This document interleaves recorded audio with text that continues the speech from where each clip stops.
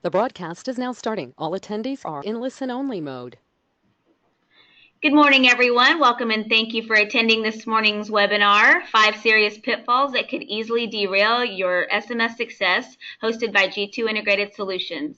My name is Marissa Davis. I'm Marketing Specialist here, and I'll be facilitating this morning's presentation. This morning, we do have over 100 folks registered, so we'll be answering questions at the end of the webinar. At any point during the presentation, if you do have any questions, if you'll go ahead and just submit them through the question box, Morris will be happy to answer them afterwards.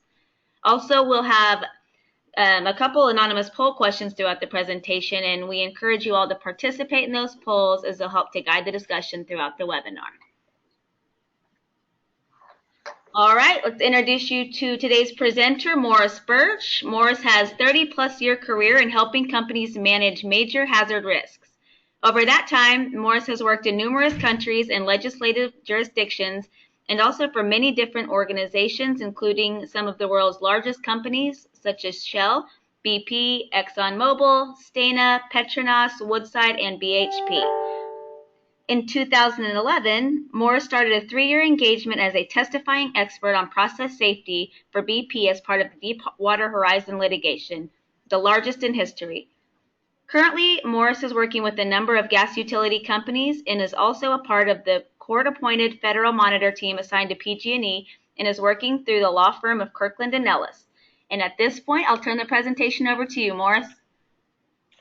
Thank you, Marissa. Good morning, everybody. This is Morris Burch, broadcasting live from G2's offices in the Bay Area, just outside San Francisco.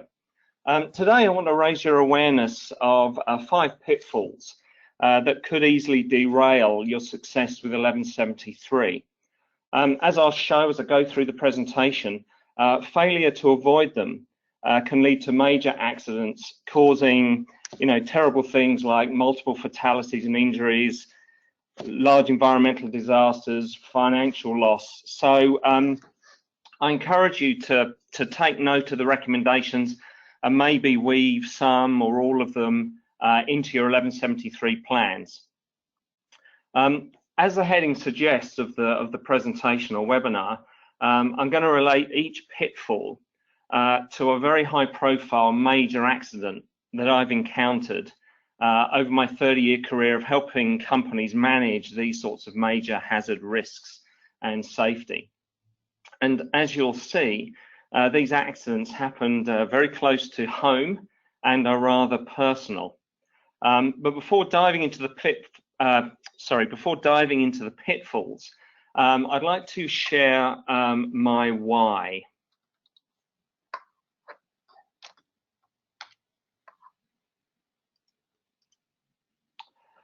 This is an extract from the Baker report that looked at BP's US refineries following the Texas City refinery accident. So it really describes how the burden of the major accident is unfairly borne by the victims of the accident, the families, friends, and communities. And I found this very sobering. And really, this is my why I'm sharing lessons that I've learned over the years, and why I want to help industry achieve, better outcomes in managing safety through 1173. So, one question is, how does 1173 fit into this and relate to my 5 pitfalls? So essentially, 1173 describes a framework or overarching system to manage pipeline safety. I think we're probably all aware of that. There's the organization and structure, which is about getting the right people in the right seats and making sure that there are no conflicts, particularly around production and safety, because that can really cloud clear decision making. Now, within the framework sits numerous policies, procedures, and standards, etc., as probably everyone is aware. But all those good things are useless unless people actually comply with them. And with compliance, hand in hand comes the final one, the safety culture, which is about making the system healthy, making it work, making it continually improve, and deliver a safer environment. With that overview of how the pitfalls can impact 1173, I want to get started with pitfall number 1, and really it's the start of my story. And it's 1988, yes, a very long time ago. I am that old. I was working for Shell in Aberdeen, Scotland, and it's a great city, population of about 200,000 people, and it remains the operations base for a lot of the UK's oil and gas production. And I started to travel offshore regularly to these very large production platforms, as can be seen in the bottom right-hand corner here. And I remember at the end of June in 1988, I was driving to the airport with my best friend Gordon, and I was commenting about my experiences. And I said, Gordon, these things look bloody dangerous. I think there could be a serious accident. And less than 2 weeks later, on July the 6th, 1988, we had the world's worst offshore accident, the Piper Alpha disaster. On that evening, 167 people were tragically killed. I find this amazing. It could have been even worse. 62 people managed to abandon the platform and get to a place of safety. It was a small city, and it was absolutely rocked by this event, and you could hardly, meet someone who didn't have a personal story associated with the accident. And working for Shell, I can tell you that it sent the oil and gas industry into a flat spin. Now, interestingly, Occidental, who actually owned and operated the facility, were aware of the hazards and potential consequences through a qualitative assessment of the risks, qualitative. And they identified some fundamental flaws with the layout and design of the facility, particularly with the high pressure gas pipelines and lack of fire protection on the structure. So they knew that a major fire from the pipelines could cause structural collapse very quickly. And as you can see from the next slide, that was all that was left in just a few hours after the platform had disappeared into the sea. As I mentioned, 167 people tragically died and caused total loss. In terms of the loss to Occidental, obviously they pulled out of the UK, as the slide says, and it was difficult to get a number, but I managed to find an insured loss number of about 3.4 billion, which is quite a large sum. Now, as with these large accidents in the UK, a public inquiry was launched, led by Lord Cullen, and that led to a fundamental change in the regulations governing offshore oil and gas production. It went from a prescriptive regime to a goal-setting regime. So, as I mentioned, Occidental knew about the risks through a qualitative assessment, but decided to do nothing about it. And this really is the basis for my pitfall number 1.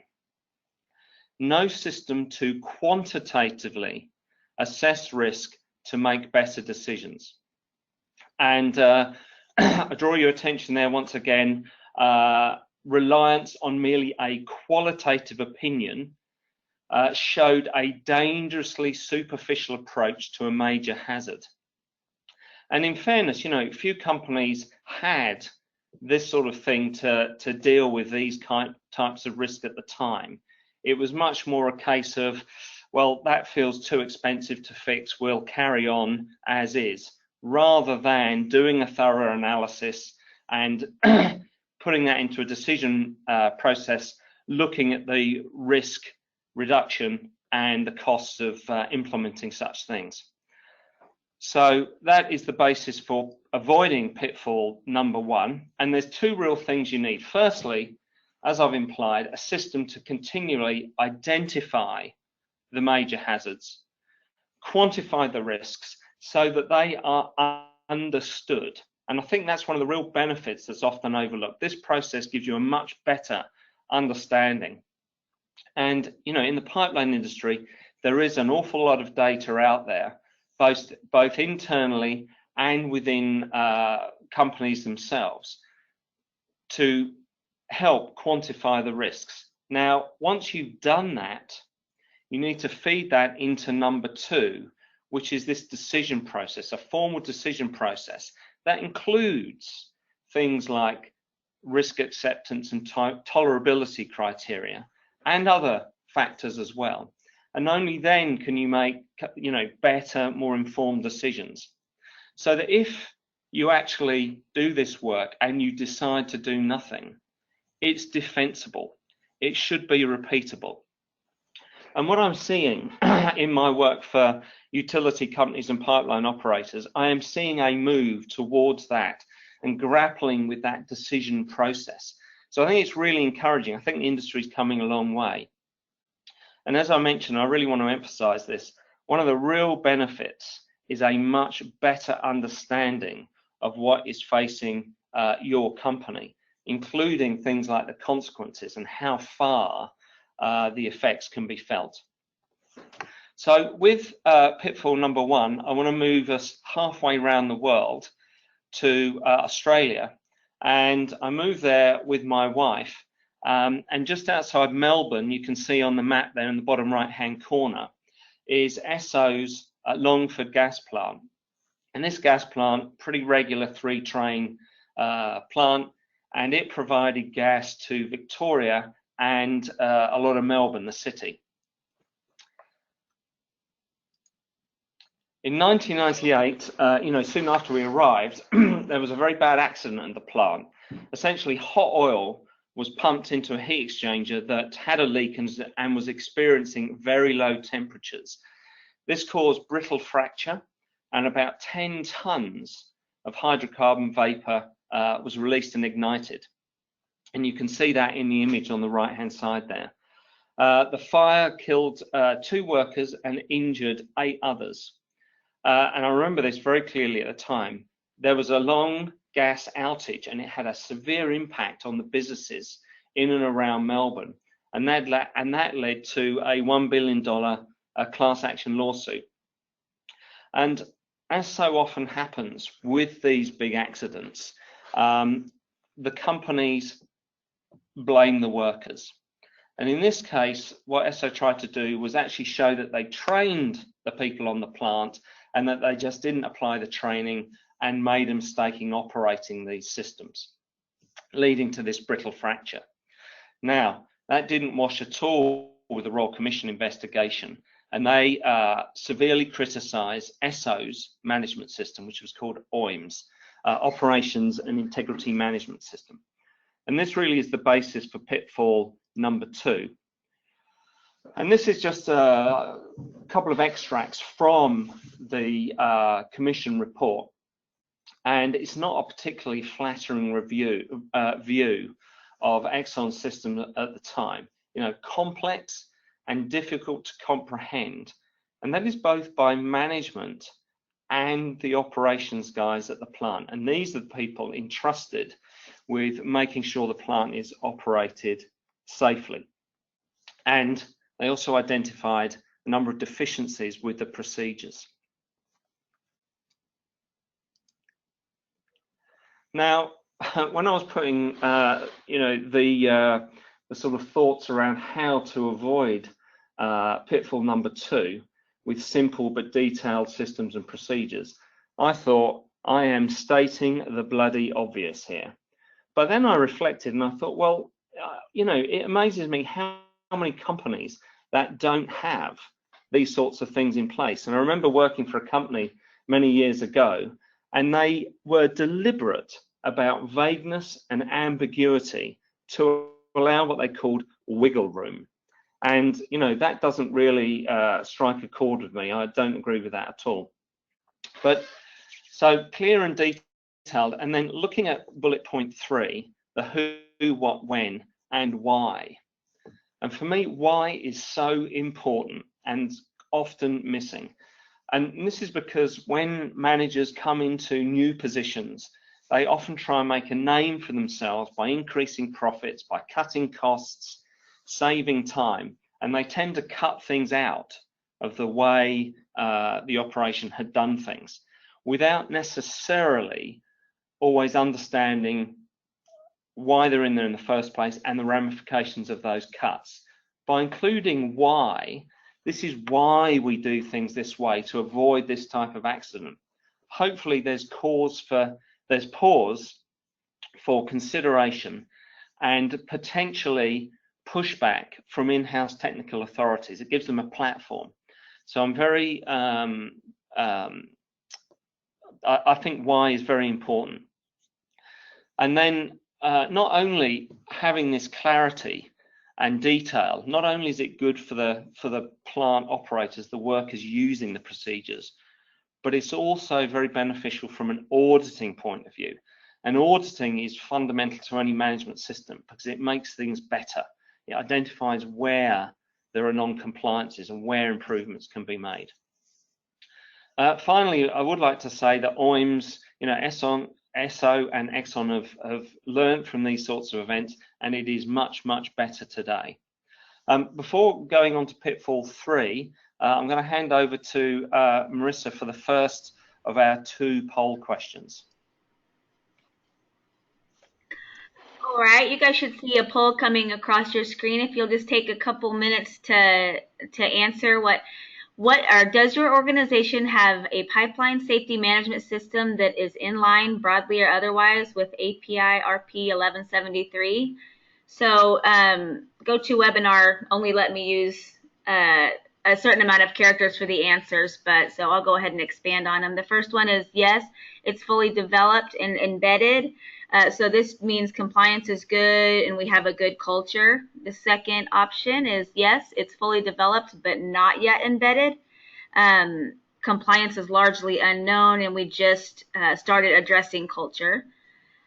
Partly it's in development. This means we probably have quite a bit of the material we need. Compliance and culture are not really in focus. Then we have not really, but we think we will develop one. And then we have no, we do not, and we do not plan to either. So if you'll go ahead and just we'll take about 1 minute and then we will close it.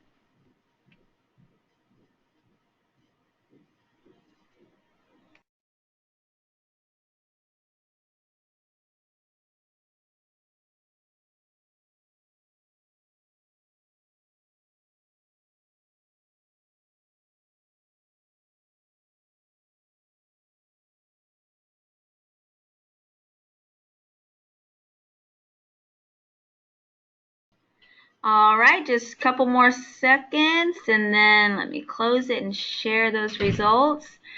So it looks like, let's see, 38% of you say, yes, we do. It's fully developed, but not yet embedded. Another 31 say partly it's in development. But thank you for taking those. And I'll hand it back to Morris with the move to Houston and pitfall number 3. Thank you, Marissa. Yeah, so hopefully everyone can hear me. Marissa, you can hear me right? Sure can. So we moved from Australia to Houston, the whole family, in 2005, at the beginning of 2005. And a few months later, March the 23rd, I saw a large plume of smoke from my office window, as you can see in the bottom left-hand corner there. And it's about 40 miles between downtown Houston and Texas City. So within 3 months of our arrival, BP experienced the Texas City refinery explosion, which was the cause of the smoke plume I could see from my office window. 15 people tragically lost their lives almost immediately, and 180 others, 180, were severely injured. BP, following that accident, commissioned a high-powered team led by James Baker, a former Secretary of State, to conduct a thorough review of BP's corporate safety culture, their safety management systems, and their corporate safety oversight at its US refineries.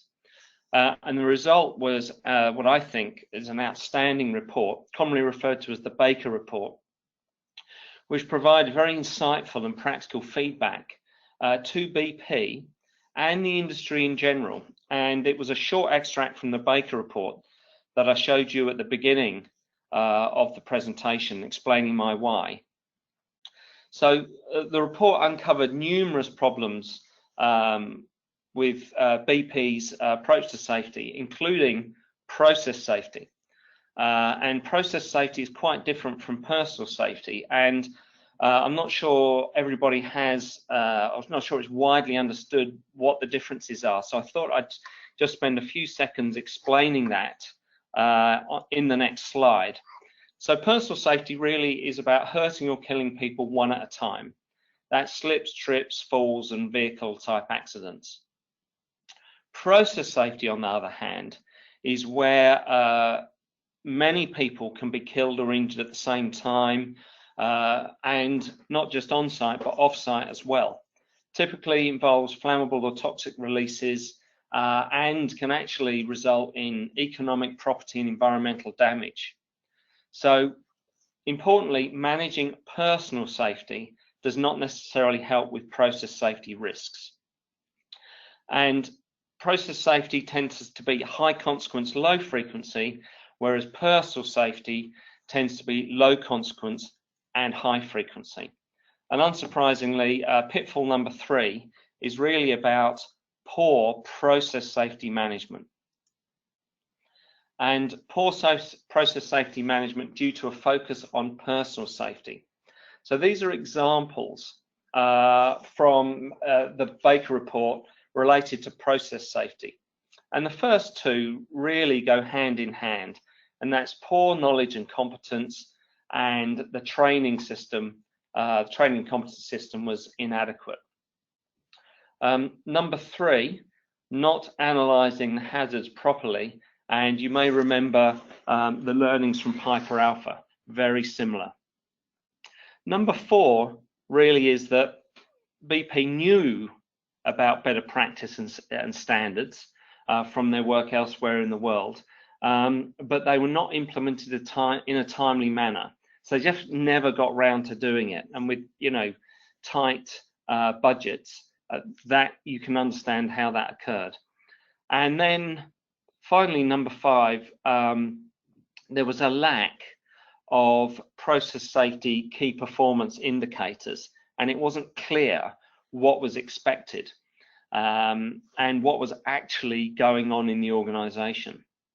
So that quote there, these findings above, together with other information, led us to conclude that there was material deficiencies in process safety and performance at BP's 5 US refineries. So how to overcome pitfall number 3.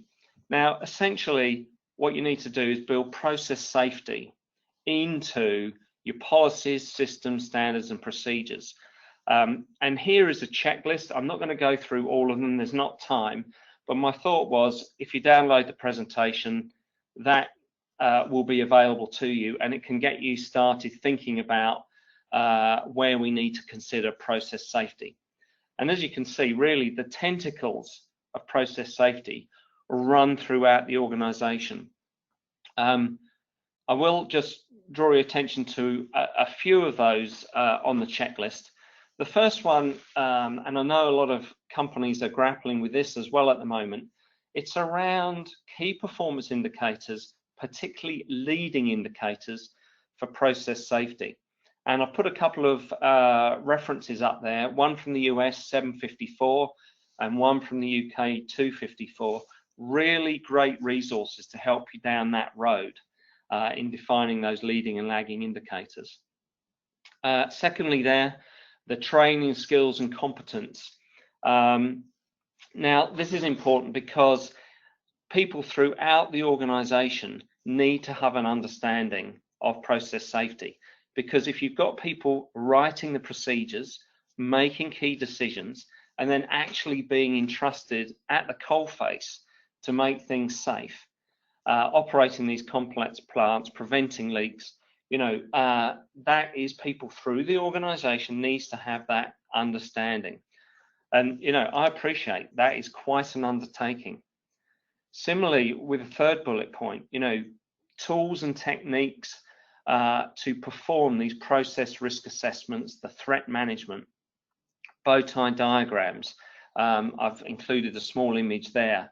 You know, bow tie diagrams are an excellent way to analyze major accident events and communicate those through the organization, so you can see what is in place to prevent accidents happening and the control measures should they happen. HazOps, I'm a huge believer in HazOps to verify the design and integrity of systems. Then you've got the quantitative risk analysis that we've talked about and the consequence models. How far, how wide ranging can the effects of an accident be? And at this point, I'd like to hand back to Marissa for the second and final poll question, if you wouldn't mind. Sure. Okay, so this time the poll question is, do you think there is need to do more with process public safety in your organization? So if you'll just pick the one that fits best for your organization. You're unsure of what process safety is and how it can help you? Yes, not in our vocabulary, but it's critical to your future. Yes, we have plans to include process safety in our business. Or no, process safety is well addressed in our organization. So just take about a minute or two.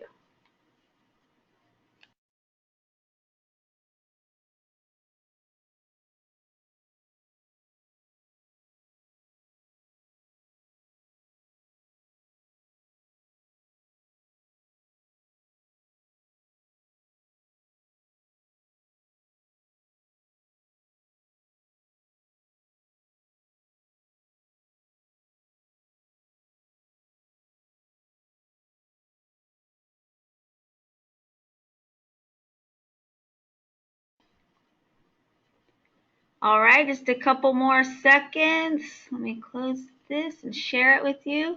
It looks like, so dead tie. Yes, we have plans to include process safety in our business, and no, process safety is well addressed in our organization, so that's good. I'll pass it back to Morris and moving on to the next pitfall. Thank you, Marissa. Just a sound check, hopefully you can hear me. All good. So this next accident relating to pitfall number 4 happened towards the end of my time in Houston and involves this drilling rig, Transocean's Deepwater Horizon. On April the 20th, 2010, the rig sustained an uncontrolled blowout leading to an explosion and a very large fire that burnt for 2 days, essentially until the rig foundered or sunk. Again, tragically, 11 workers were killed and 17 were injured.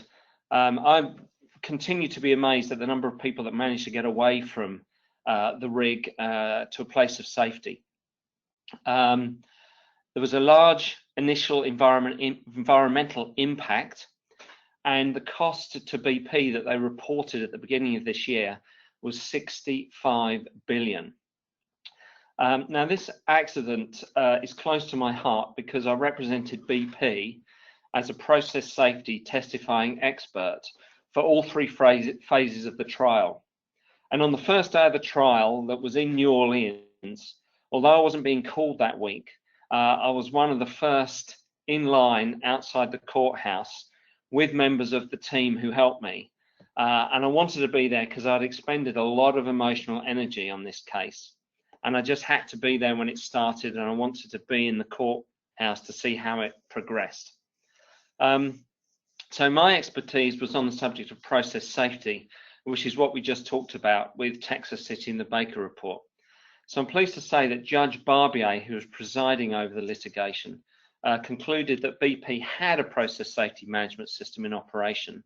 It may not have been perfect, but process safety system failings were not a cause of the accident. So what did we learn from that accident? And this slide shows the classic Swiss cheese model representing the Deepwater Horizon accident. And each grey block is a barrier aimed at prevention. These are also called safety critical factors or safety critical elements.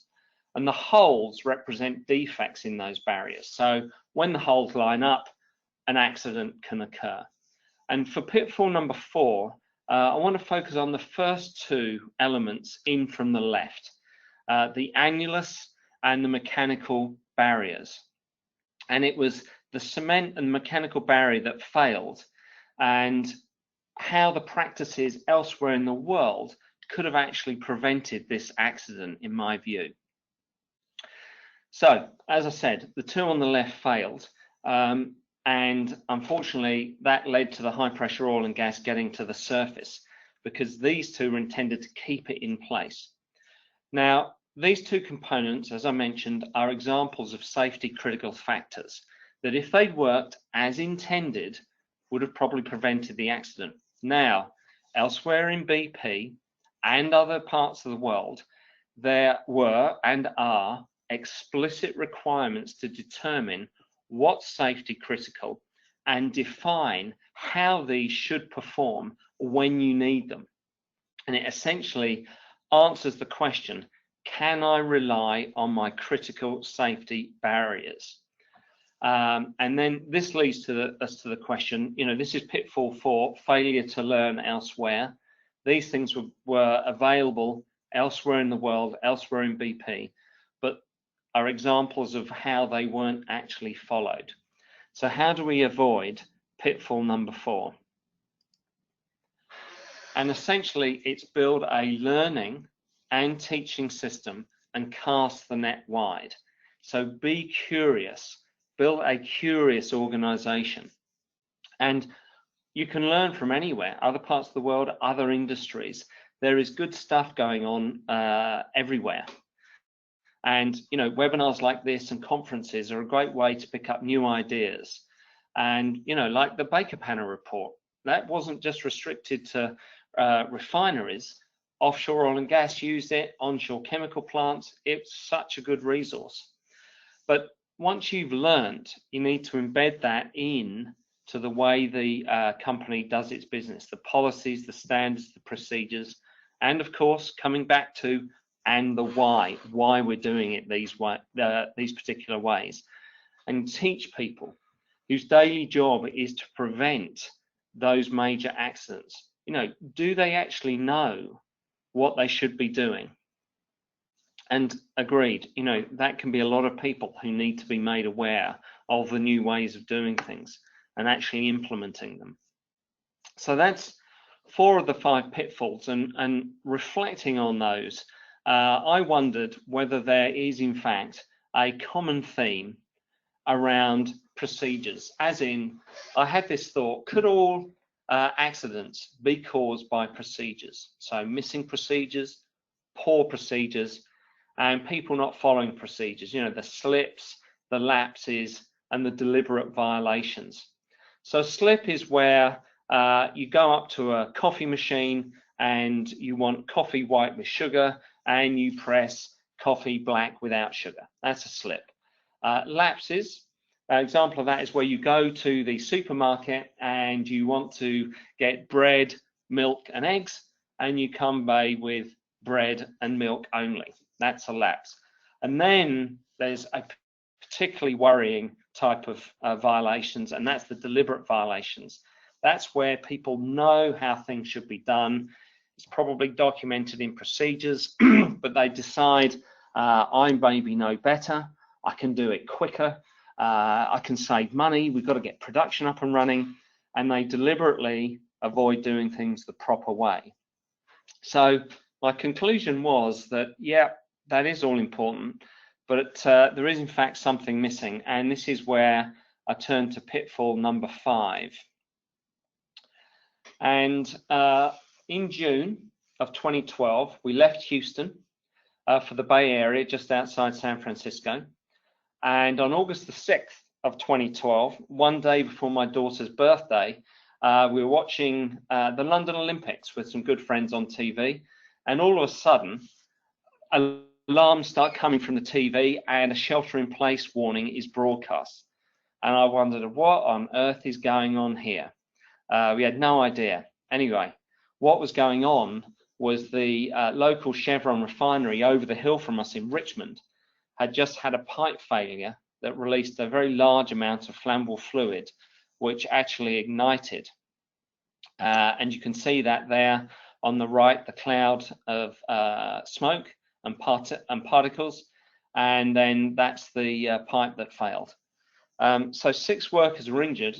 Fortunately, no one killed, but 15,000 people, 15,000 sought treatment at the local hospitals. And the immediate cause of failure was corrosion. So that there is a picture of a fire truck on the refinery, and someone was in that when it was engulfed in flames.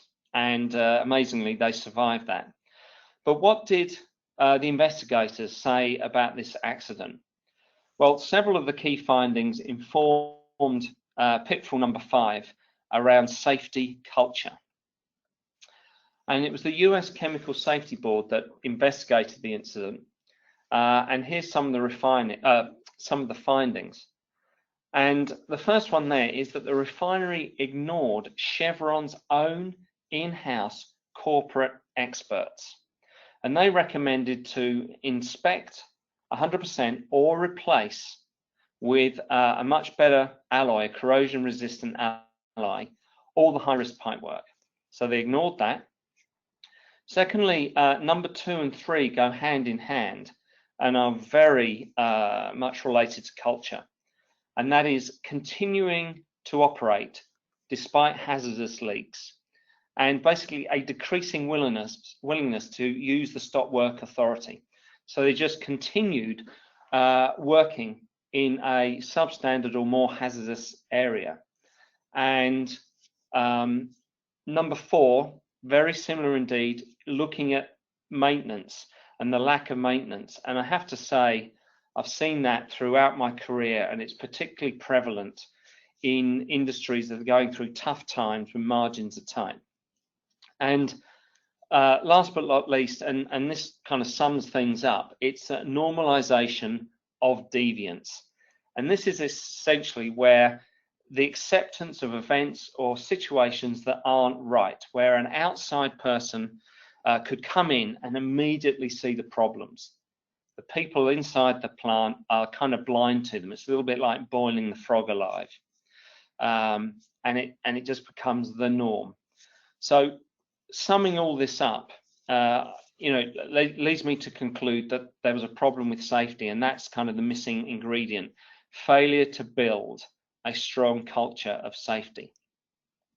And you might remember this slide at the beginning. Safety culture is definitely one of the 5 important pillars of 1173, and it's combining procedures and people in a good culture to make for a much safer environment.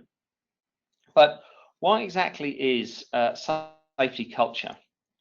So here's a couple of definitions. The first one, I'll read it out: the product of individual and group values, attitudes, competencies, patterns of behavior. To me, that was a real mouthful.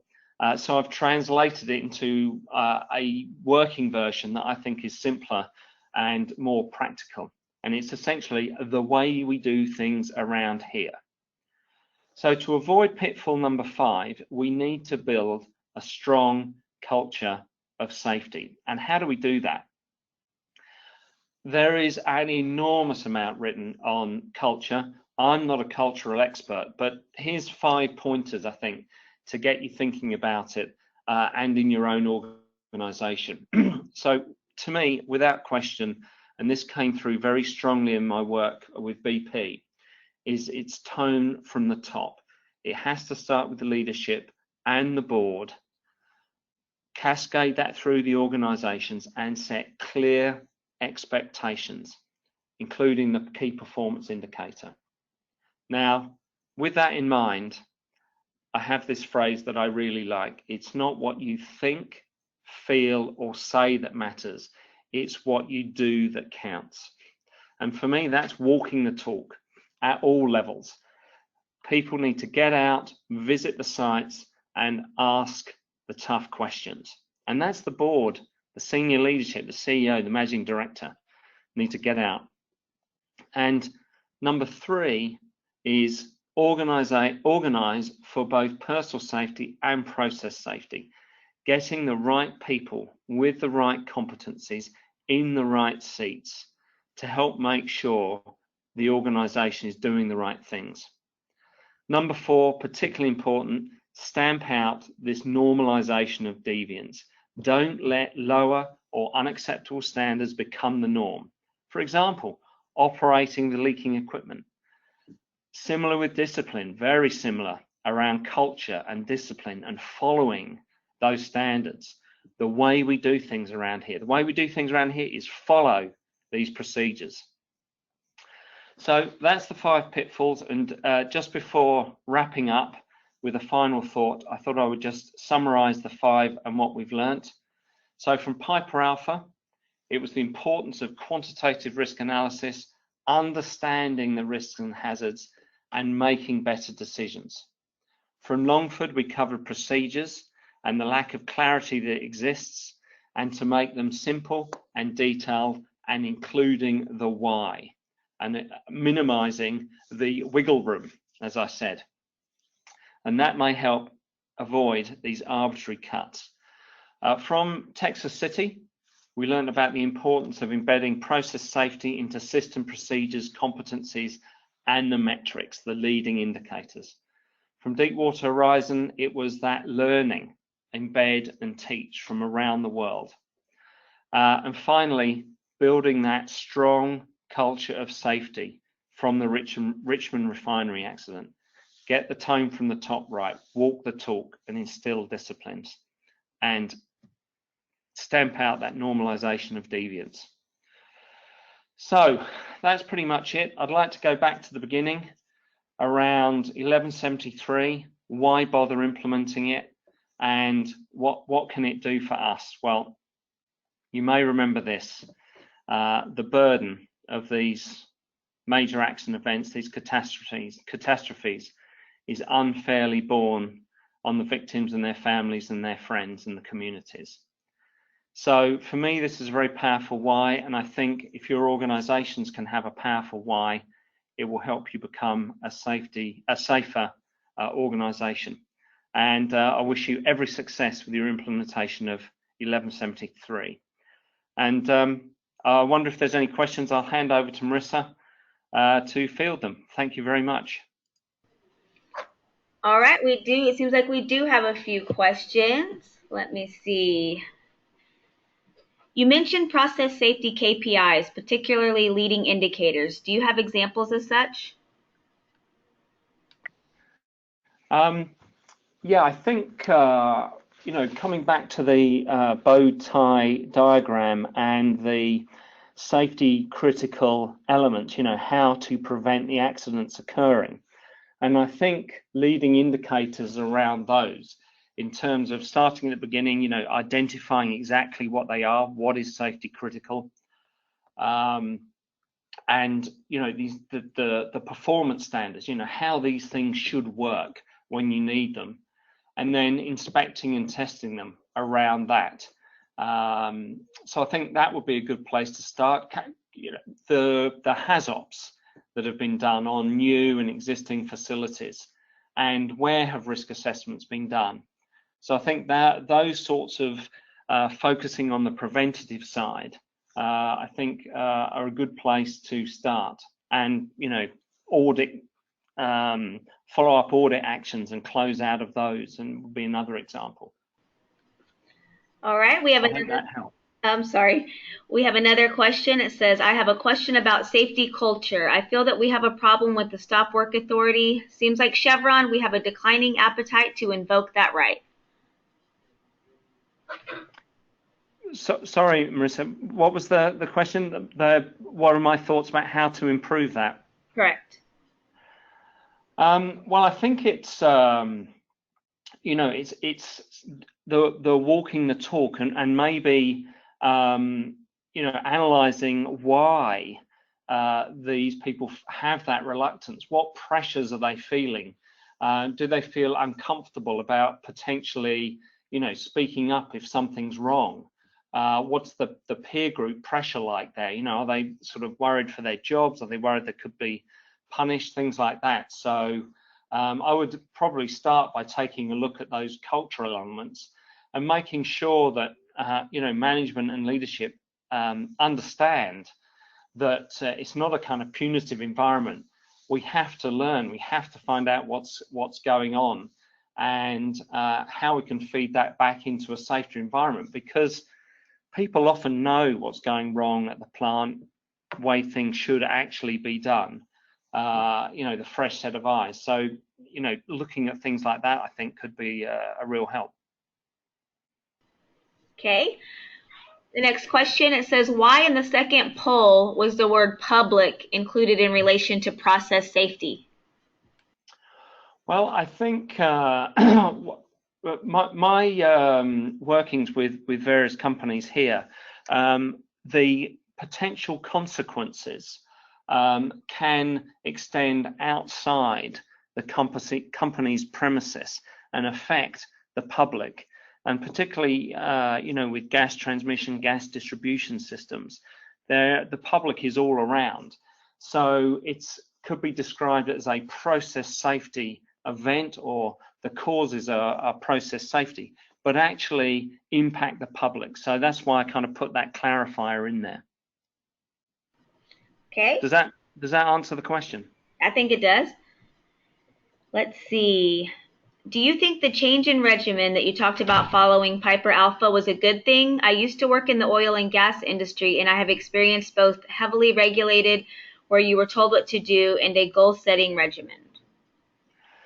I think I'm a big fan of the goal-setting regimes.